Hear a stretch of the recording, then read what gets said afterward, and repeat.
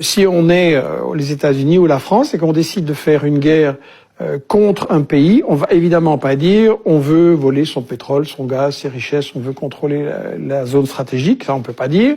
Et donc on va dire que on vient pour la démocratie, pour protéger les minorités, pour émanciper les femmes, contre le terrorisme, ça c'est le prétexte parfait.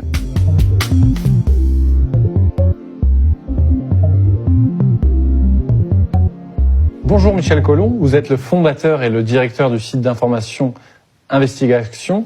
Vous vous êtes fait connaître auprès du grand public pour votre dénonciation de l'intervention occidentale en Libye en 2011. Que pensez alors de la situation en Algérie à l'heure actuelle ?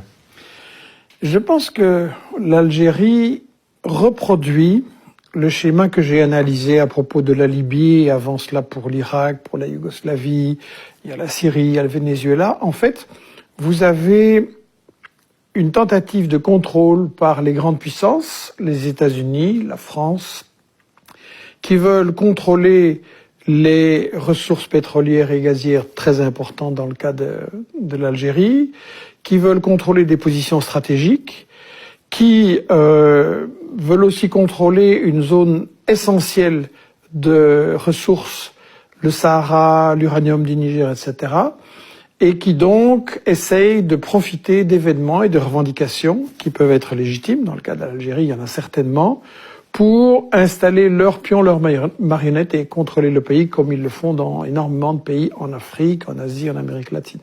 Donc vous pensez que la position française à l'heure actuelle, très prudente sur l'Algérie, peut se comprendre de cette façon ?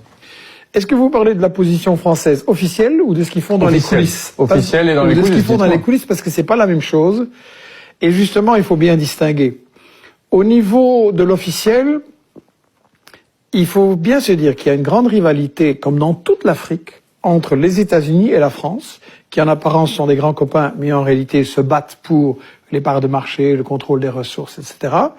Et donc, il y a une grande bataille avec les services secrets très actifs pour essayer de récupérer les choses. Maintenant, la France, comme tout le monde, se pose des questions. Comment ça va tourner ? Est-ce qu'il va y avoir une révolution de palais ?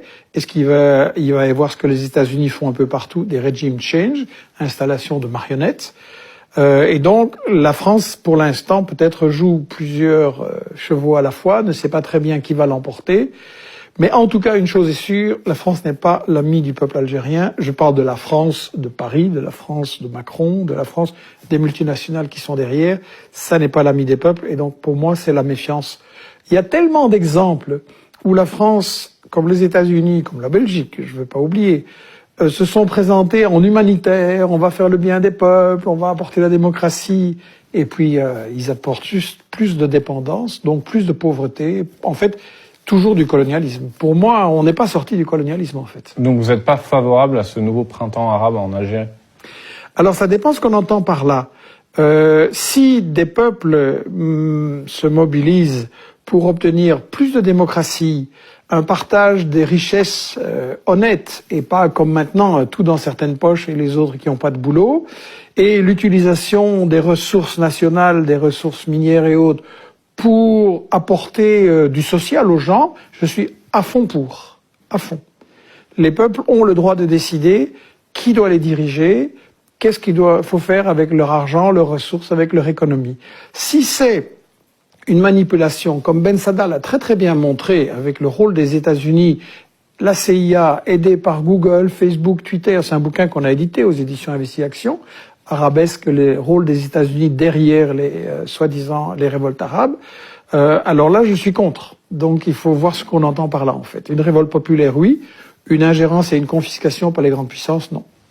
Et alors que dans le même temps, le Venezuela, la diplomatie française se montre très